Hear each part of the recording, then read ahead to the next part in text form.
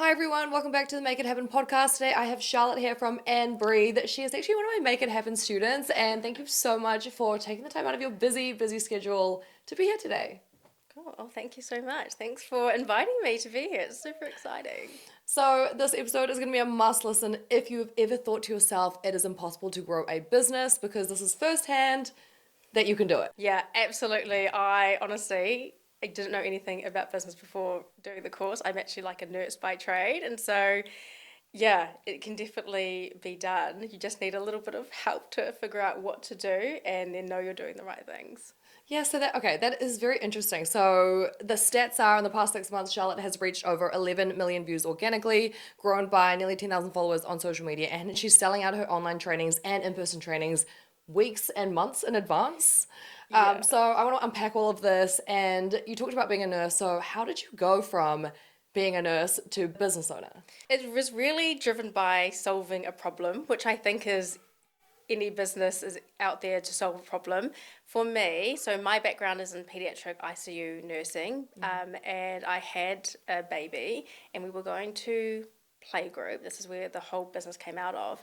And all the babies are the similar age. They're all around 6 months, starting solids. And one of the mums came to me, but more than one mum came to me, knowing that I was a pediatric nurse, and said, "Oh my gosh, I am so stressed about choking."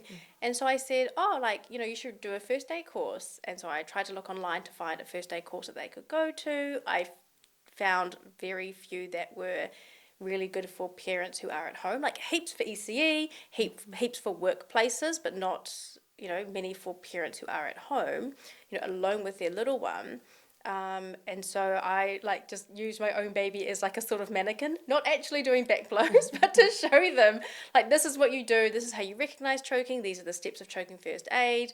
And they're like, "Oh, this is so helpful." And then the next week, like multiple of those parents came up to me and were like, "That was so helpful." One mum actually said, "I went to a first aid course and that like 5 minutes with you was so much more helpful than the actual course I went to." And so I thought, oh, maybe I could do this. And so then I spent the next 6 months creating courses for families, which were focused on like managing emergencies, serious sickness, and injuries.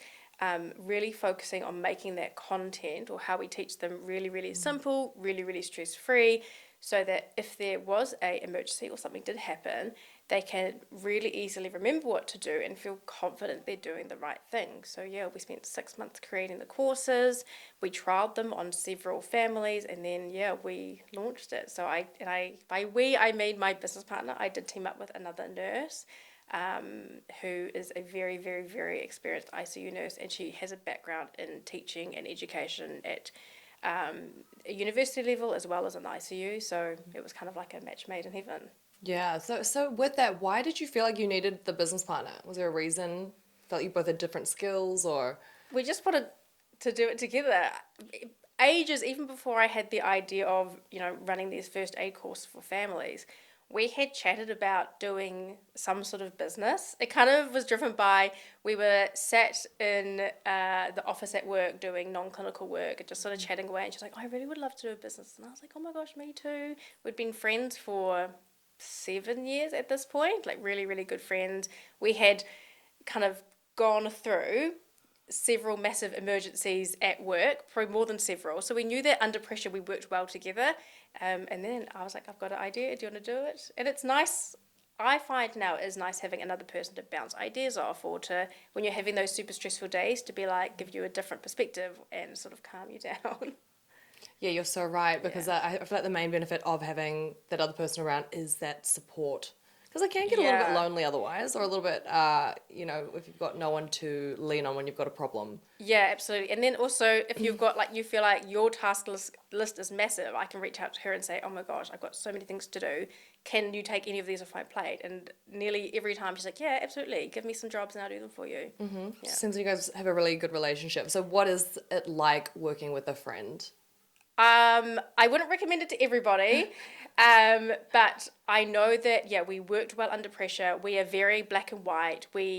It's really important for us to get everything out like on the table. There's no like, if something's going wrong or I'm feeling like, "Oh, this is really frustrating me," even if it's related to her, we just say it and there's no hurt feelings. So establishing that right at the start, so important. Going through a lawyer and getting it all done on paper through a lawyer, very important, with the knowledge that actually it might go south. And so preparing for that situation, you hope it doesn't, and you don't ever think, oh, I'm going to go into business with a friend with the perspective of it's not going to work out. But it's always best to plan for worst case scenario, which we both did. But it's obviously still working out beautifully. So I wouldn't recommend it for everyone, but it's been working out for us because we are so transparent with each other, and we make sure that when there's a problem, there's like no hurt feelings. Yeah. I feel like that's probably the best way to do it. My husband and I, we've recently started working together, and there's a lot of conflicting, a lot of people saying it's a good thing, people saying, no, I could never do that with my husband. Yeah. I feel like you just both have to stay in your lane. Yeah, I could never do business with my husband. I'm like, no, I could never even work with him. Like, yeah, no, even that quarter, I could never run a business with my husband. So with your online trainings and your in-person trainings, you said there are a few other ones out there. So what do you think makes you stand out? Like, why do you think you've been so popular? I think it is the way we teach. So we don't, yes, we teach baby and child first aid, but we really focus it being for families who are at home. So obviously there's like St. John's and Red Cross, and they do such an amazing job.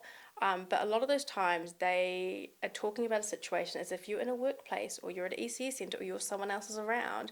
Whereas when you're a parent, especially when you're a mother, most of the time, if there's an emergency, you are either home alone or it's just you and the other parent and there's no one else around.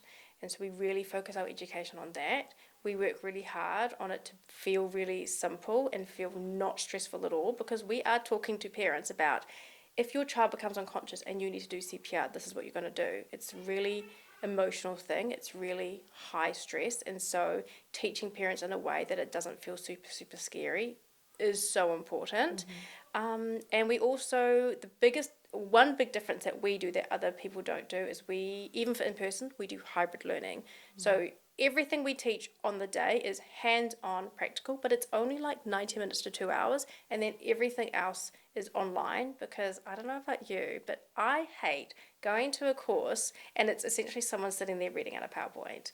And so anything that doesn't need me to be directly sort of showing you what to do, it's all online, and then at the bottom of the course is like a little form that people can submit questions to us to, ask for any clarification of things. Yeah, so probably a combination of all of that. Yeah, So you're trying to make it really interactive, essentially, and delivering it in a really easily digestible way. Yeah, the other thing we do, I've just remembered this, I don't know how I've forgotten, we use real-time feedback mannequins. So when you're learning CPR and choking first aid, you can see clearly digitally, like I have a tablet, how well you're doing it. And I think I've only come across maybe less than 5 other people, like as in I've taught people and they've said to me, oh, I've done this before, I've seen this before at workplace things, but no one else really does this real-time feedback, and our course sizes are super small.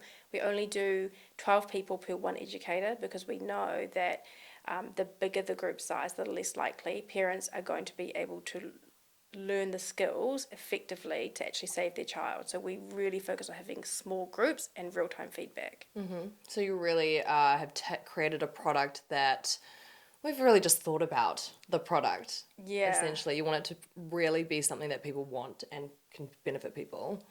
So in terms of like actually growing this business and making it people aware of this product you have, what has been your strategy? Walk us through that. Oh gosh. So I would say definitely social media. So social media has been a really big part of our strategy. And I don't know if it was intentional, but it was kind of when you've got starting off with a business, we bootstrapped everything and social media was free. So we started with that for the first 18 months. So we are about to hit the 2-year mark. So for the first 18 months, everything was all social media, all for free. So we started Instagram from scratch. So literally 0 followers. We just started it. And we just posted a lot of educational information to get people to trust us. And then we did influencers. So we started off super low, like super small, is it nano influencers, like with only a few thousand, if that, followers, giving them out our course for free, and they gave us content, and then through that whole strategy of regular posting, having a really clear audience and lots of value, and using influencers, it just grew and grew and grew and grew. And then now once a month, we are able to do a collaboration with a big influencer or like TV personality, radio personality, and that even helps our reach even more. So it's just a gradual growth. And yeah, we find, so we've just started doing like paid ads, but prior to that, every single booking pretty much came from someone heard from us from social media. They heard from us like because they saw a collab video, or they heard about us from a midwife. But then usually that midwife saw us on social media, they saw our content, they knew they could trust us, and then they recommended us. But I find that now most people, they might have seen us on social media, and then they saw us somewhere else, and then they saw us somewhere else, and then they booked. Yeah. Yeah, so really strong content strategy, Yeah. a lot of strategic collaborations with other people to Yes. try and get awareness out there. But the biggest mistake people can make is just sticking to only talking, staying on your own platform, essentially. Yeah. It's like then you're only really going to reach the people that already know you, Yeah. which is Yeah. fine, but how can you grow? Yes. So, yeah. And we also, another thing we did outside, like for collaborations outside of influencers, was collaborating with other professionals that had a similar niche to us. So I'm just trying to think of who midwives who have like run antenatal courses, sleep consultants, anyone who I could think of that had a similar audience, we would collab. Even if like sometimes they themselves would have like a small first aid course as part of their antenatal group or antenatal course that wasn't us, but it doesn't really matter. Like collaboration is definitely the best way to help you grow rather than seeing them as competition. And so I've always linked into that. And yeah, it's definitely been worthwhile. I love that mindset. I really love that Yeah. mindset. And also, I think it's interesting because the things that you've talked about, I had somebody email me earlier this week and they were like, oh, hey, you talk about these concepts of social proof and influencer marketing and collaborations and all the things you talk about, but they seem to be only applicable for product businesses.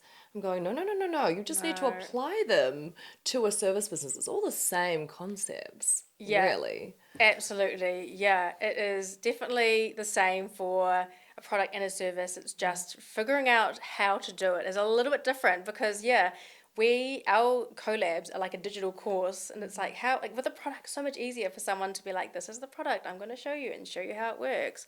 But for a service, it's especially a digital service, it's a little bit harder. So we do give them a bit of a brief to say, hey, can you show us X, Y, and Z in the collab? But also, I think people just want to see the value and see the personal experience that someone's had when they're, utilizing a service. For the in-person ones, a lot easier because they can just show us teaching. But yeah, for the digital ones, it is nice for them to have a bit of a brief. But when people just want to see how did that improve your life? How did you find it? Yeah.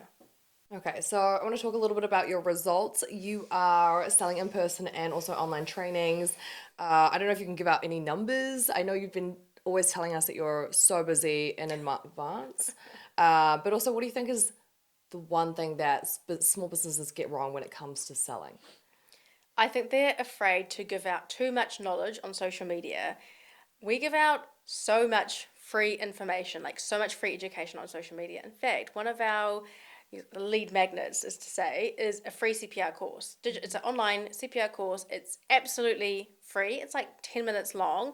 And some people might say that's too much to be giving for free. But I feel like the more you give out for free, the more that people trust you and they're more likely to buy the bigger product or service that you are selling. When I go back to look at who has actually bought the full course from us, nearly all of them have actually watched the free CPR course first. And, because it shows them who we are, what our teaching style is like, what the quality of the video is like. And so many people are too scared to give away free information. And you can apply that to a product as well. I think a lot of people think, oh, well, what can I post about with a product? because we're thinking about doing some products as well. And just think about what your product is and how, what problem it serves, and then giving off heaps of information and education around that problem and how you solve it is so helpful. Honestly, you can never, I don't think you can give away too much education and information on social media, because yeah, it's out there, but it's out there in 10-second clips. And most people, yes, they like the information, but they also want an easy way to consume it. And going through your Instagram for hours and hours to watch multiple 10-second clips isn't necessarily the easiest way. Yeah, you're so right. Like that stuff is all like trust building, and Yeah. you do need to do it. I actually get told all the time as well. Like, yeah, you're giving out so many tips on social media. Well, you put that out, and then you seem knowledgeable, and then people might watch a YouTube or a podcast, and then they really trust you. Yeah. And then they sort of tip over as a client or a customer. Yeah, I think the very first thing to get people to, especially if you've got a service and you're positioning yourself as an expert, is for people to trust you. Like, you could have, you can have some great social proof and you can have all the information about what you're offering, but if people can't trust you and they don't see you as an expert and that you are going to serve them and teach them what they need to know, they're not going to buy from you. And in order for them to learn that information, you have to give them education and give them knowledge so that they have that sort of small journey of, okay, I've learned something, and I've seen how it can impact my life in a positive way. Okay, I trust this person. Yeah, you're so right. And 11 million views. It's actually 15 million. Okay, 15 million. 15 yeah, in the million last views. 6 months. That's crazy. That is not a small achievement. Yeah. So what sort of content out of that, like what do you think, what particular pieces of content have gotten you those? So I have like 5 pillars. One of them's a sales one, so that definitely doesn't really get me that many views. But out of the other 4, it could be anything. So one of them is like myth busting or like misconceptions around emergencies, sickness, and injuries. I think I got one up that recently, like in the last 2 weeks, it's doing about 70K, and that's just talking about like swimming vests. And so that one's doing really well. Reacting to other viral videos that are going around. So when there's been like a viral video on TikTok or Instagram, I'll do like a little reaction. Those ones often do very well. Like how-tos. So teaching parents how to recognize specific signs or how to assess for something. Like those have done really well. Is that 3 or 4? Oh, and then the other one in my pillars is sharing a parent experience. So either myself or another parent who's messaged in talking about, okay, this happened with their child, and this is like how knowing what to do was super helpful, or how not knowing what to do, was made the situation really stressful.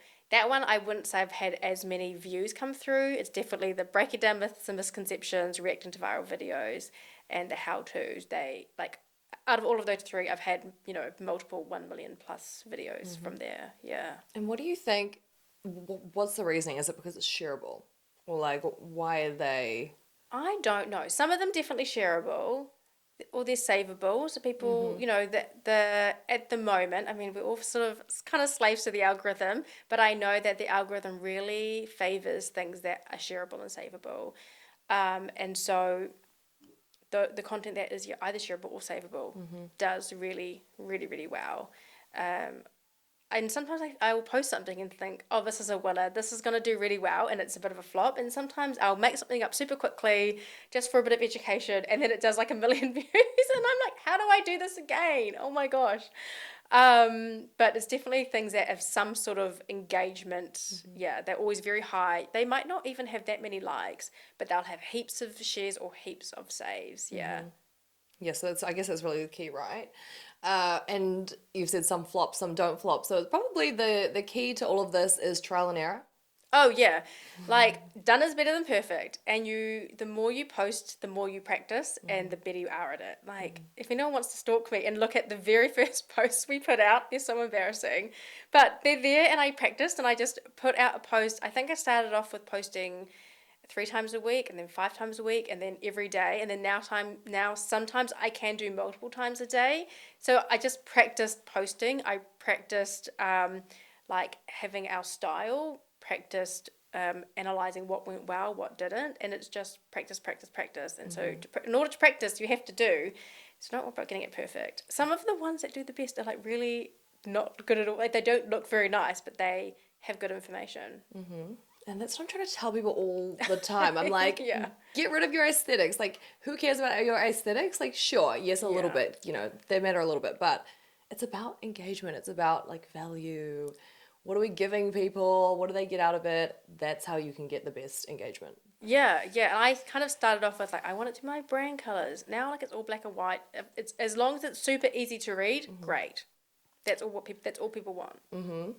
And it seems like all the stuff that you are putting out there is very community focused. You really, you've really factored in, I want this to be relatable to a lot of people.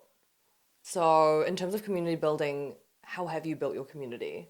I think the very first thing that you have to do if you want to build a community is know your audience. Like you have to be super clear on who your audience is, otherwise they're not going to sort of join in on your community. I always think of our strategy like a bullseye, and that very center part of your bullseye is your audience and knowing that audience very clearly. So for us, our audience is parents, typically mothers who are either expecting or have little ones under 5 who are worried about emergencies, serious sickness, injuries with their little ones. Like that is our audience, and it's essential to every single post.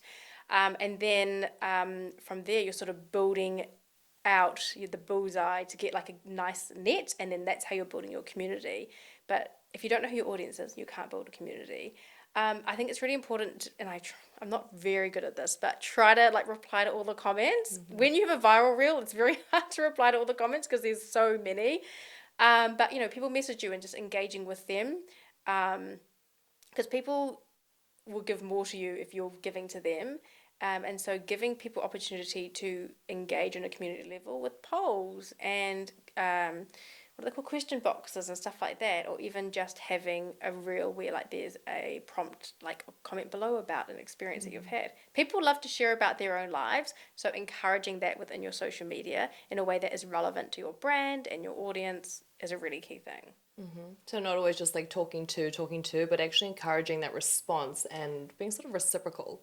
Yeah, absolutely. And like you really care about yourself, but unfortunately, other people don't really care about you. They care about how you can help them and how they can help other people. It's why like Facebook groups do so well, because they feel like they are helping other people, and that's why they comment and engage in like Facebook groups. We don't have a Facebook group, but we kind of try to utilize that same feeling on Instagram. So people will pop up questioned or even message me, and then I put it up on our stories, and then that triggers people going forward. Oh, if I've got a message about something that I'm talking about, then it will be recognized and popped up on the stories or popped up as a reel or something like that. Yeah.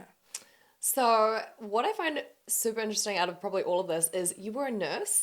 And how did you learn all of these things that you're talking about? Content pillars, pain points, problem solving, trust building, consistency, influencer marketing, hooks, trial and error of social. Like, how have you learned all this being a nurse? Yeah, so it's literally I just did your course, and then it's just laid out really simply. So there's like that first bit about like marketing and like social media marketing, and there's a whole another module about influencers. I just literally followed that. Like that's all I did.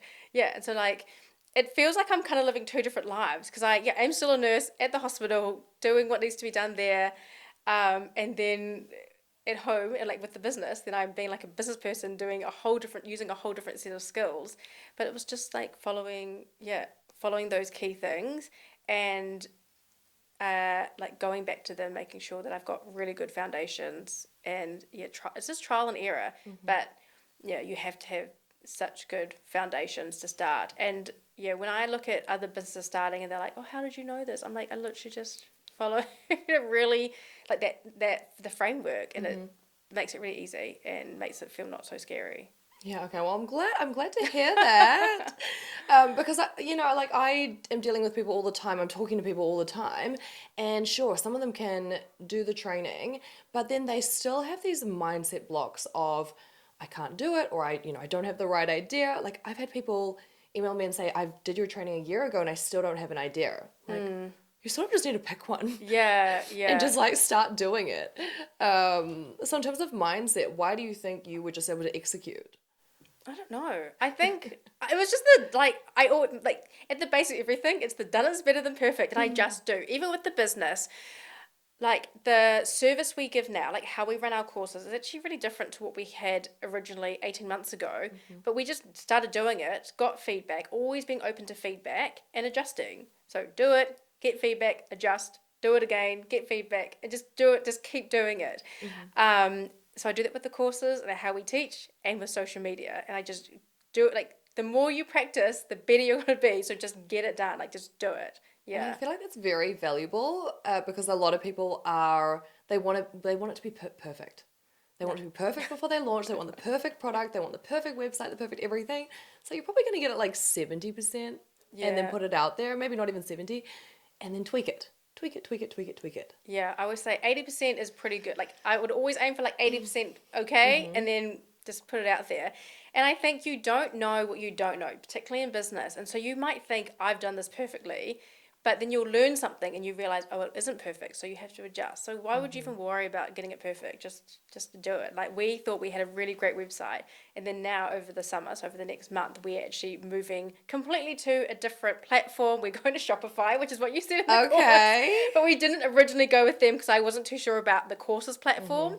But now we're going over to Shopify and readjusting lots of different things. And so even though I tried to get it as perfect as possible at the start, because of what we've learned, we had to change it. Yeah. Yeah. But that's also not to say that you can't just start on a different platform because you're gonna have to migrate later. It's Yeah, like absolutely not. it's just so normal to have to like tweak and like change little things probably Yeah. every week, every few days even if you find something that's inefficient. So in terms of mindset again, are there any beliefs that you sort of had to let go of or what's given you this confidence? Is it the way you've been brought up? Is it the people around you?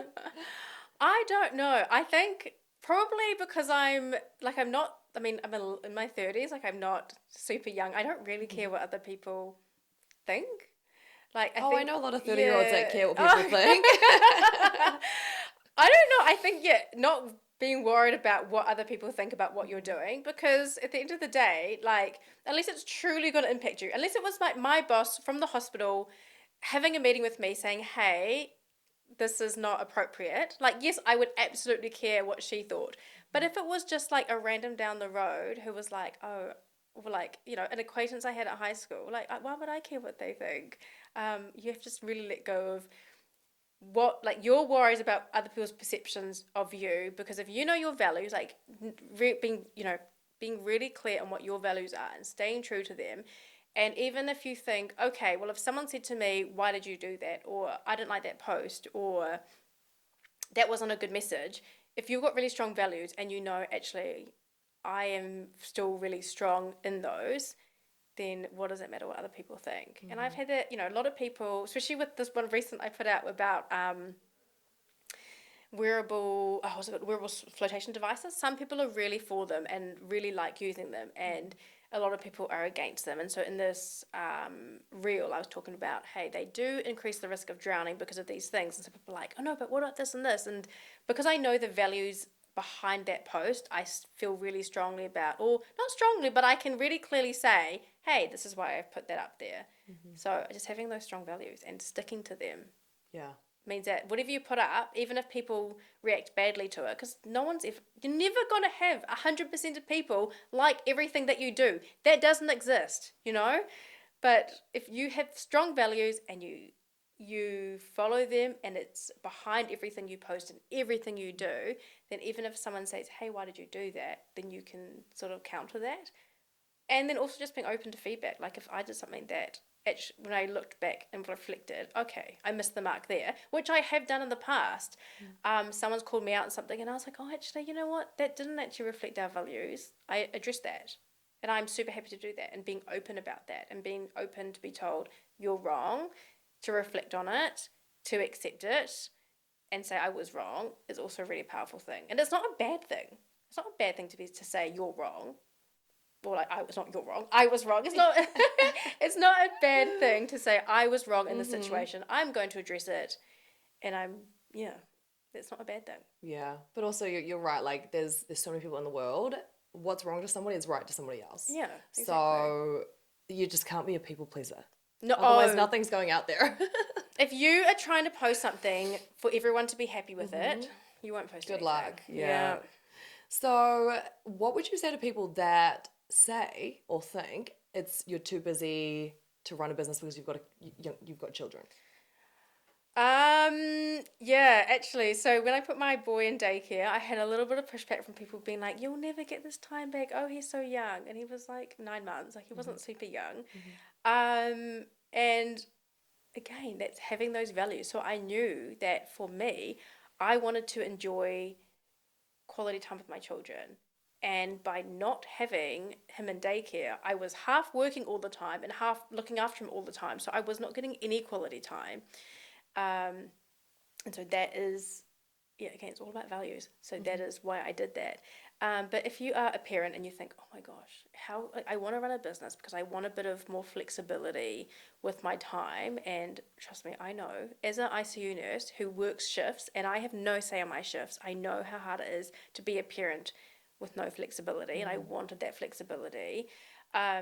It's not about prioritizing business or prioritizing your children. It's about delegating time and being really clear about what time is for which and doing it. And so I have, like, in reaching out for help. So I have my parents, like, I'm very lucky I have my parents, but I've also got daycare and I've got my friends. And when I'm working, and I've got a really good plan of like, okay, during this time I'm doing that. And then when I'm with my children, I'm with my children.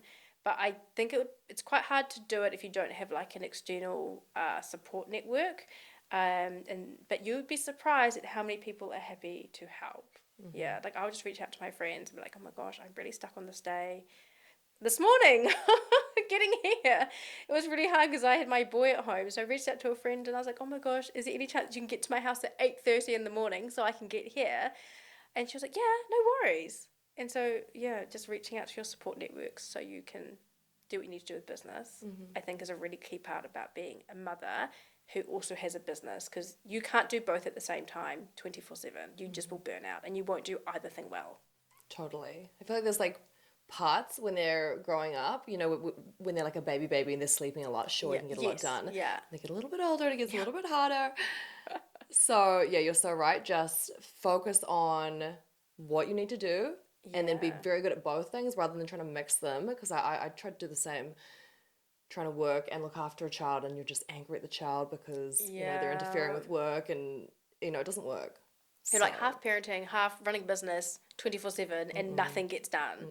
Whereas if you, I'm like, my boy loves day. Like, he actually loves daycare. He's super happy there. He's like so excited to go that when one of the days my daughter goes, not him, and he's like gutted that he's not being dropped off. He's like, oh, we're going home now. Oh, okay. Yeah. But yeah, I think it's not a bad thing for, because I did have a little bit of a moment with my friend recently, and I was like, I feel bad that yes, he is so young, and I'm putting so much time into the business, and she's like, so it's never a bad thing that there's more than one person that loves your child and cares for your child. Like, how can that be a bad thing? Even if it is, a daycare teacher, or even if it is, your parents, like, there's another person in the world that loves your child and wants to look after them. Like, how's it ever a bad thing? And I guess we all become, there's an outcome, there's a dream, there's a goal as a business owner, essentially. Like, we are actually doing this for the benefit of our children. Yeah. Why else are we doing this? Yeah, absolutely. So sure, we might have to sacrifice a little bit of time. And yes, you're right, they're still cared for, they're still loved, and eventually you're building this all for them. Yeah, one of my big goals, and I don't know why this is a goal, it seems very weird or very specific, but my goal as a parent, or my goal as for having this business, is so that I can be the parent that gets to go on the school trips. And I know that it would be so hard to do if I was working full time at the hospital, but if I can have a business and do, part time at the hospital, the chances that I'm able to go be that parent who goes to the school trips is a lot higher. So that is weirdly one of the driving forces. It's not to do with like, oh, I don't want my kids to be in daycare, or I want to be home to cook them dinner or whatever. It's I want to be that mum who can go on the school trips. That's really one of my main drivers. That is so funny because I'm the same. I was like, I want to be the mom that can do the school Yeah, stuff. because how exciting is it? I know. I actually signed up to be a class coordinator, and my Oh, friends were like, "You guys, you are insane. You have these businesses," and I was like, "You know what? Like, I have these businesses so I can be flexible, like you yes, said, yeah. so I can do the school stuff." Yeah, like I can't wait to like, be able to like be part of like the Hmm. committees of whatever and help out, like be the coach, like be a netball coach. Like how Hmm. fun would that be? But if I'm working at the hospital full time, I don't know what my shifts are. Like there's no way I could be like the netball coach or the athletics coach or whatever. Hmm. So having a business, even though, my toddler, my child's 3.5, so she's not even at school, but I know that if I don't have a plan going forward, like I'm not even gonna have the chance to be that mum that goes on the field trips or the mum that is the netball coach. Hmm. Yeah. So, what are your goals then with this? Oh my gosh. Let's go, like I five, feel 10 year, I don't know, like dream oh. goal. So we're hitting year 2. So my goal for year 2 was to break even and Mhm. establish ourselves, which I think we've done. Goals like for the next 3 years, from year 2 to year 5, is to, I guess, expand on our digital products. So having more courses out there and initially becoming really established here in New Zealand, digitally, as well as I would like to bring on some more contractors for in person because I'm getting very tired from teaching like so many courses every week. And then being able to first off hold public courses outside of Auckland, so Christchurch, Wellington. So many people from Tauranga keep messaging me, so that will have to be one of the places that we go do public courses, and then eventually have contractors. And then once I feel like we've done a really strong expansion here in New Zealand, then we will look abroad. But I'm all about getting that next step really. Having a good foundation for that next step and then building up rather than just trying to do everything at the same time. So I guess that's kind of what I want to do. So I don't know where I'll end up. Like the 10-year goal would be able to teach as many parents as possible how to save their child's life. That's literally the goal, which I know is not very smart, very specific and measurable, but that's what I want to do. And it's just figuring out how to get there is really, really, I mean, that's the thing that I'm not sure of how I'm going to do it. But yeah, it's just to save, literally, how do I prevent as many children as possible from ending up in the ICU? Because we know here in New Zealand, 1/3 of children who have a cardiac arrest in the community don't get any CPR at all. They don't even get a chance to be saved. And the most common reasons that people don't start CPR is because they didn't even recognize the signs that needed to start, and then they didn't feel confident in their skills. So that's 1/3 of kids. So if I can, you know, get people educated on and teach as many people as possible on what they need to know, what they need to do, and feel confident about it to save their own child's life, that's the goal. That is the goal, which I know is probably not a very good business goal. But yeah, we're a very value driven business, and then that's, yeah, the goals are value driven as well. Yeah. Incredible. Well, I feel like I've learned so much in this session. It's very refreshing, like hearing the start and I guess the process. Because a lot of people, they probably look at someone with a business that's been established in maybe like a year or 2 years and go, "How I don't know how I could do that." I don't even know how I did it. Like But when I look back at where we've come from, it's like it's just little baby steps. baby steps. Baby steps make big steps, and then big steps get you towards your goal. Yeah, and I love how you broke down the content. Like, okay, my first goal was 3 pieces a week, then 5 pieces, then once a day. It's like, yeah, just start by doing a little Yeah. bit, and you'll get better and faster, and it'll ramp up. Yeah, because Essentially. I'm so quick at making content now. I can like get it out super quick because I've practiced how to make it quick, and I've practiced our formatting, like how I like carousels to look and how I like our reels to look. I've just practiced it, so now I can. When you practice things, you get better, and you can do it more quickly. And yeah, so it's all about just doing it and Yeah. practicing. Amazing. That's the key. So, thank you so much for joining me today. I feel like this has been very, very helpful to anyone that is looking to start a business, maybe even in the similar field to you. So, I'm going to put your links to your business in the show notes. Perfect. And any final words? If you're a mother and you want to learn how to, wait, where's the camera? Where's the camera? If you're a mother or if you're a parent with a little one and you want to know how to, manage emergencies at home, how to, spot serious sicknesses and what to do, how to manage injuries in a way that is stress-free, super simple, so that when something happens, you feel confident you were doing the right thing and you remember what to do. Come and see us, come and learn from us. That is what we're all about. Amazing. Thank you so much. Thank you guys for tuning in, and we'll see you next time. Cool. Thank you.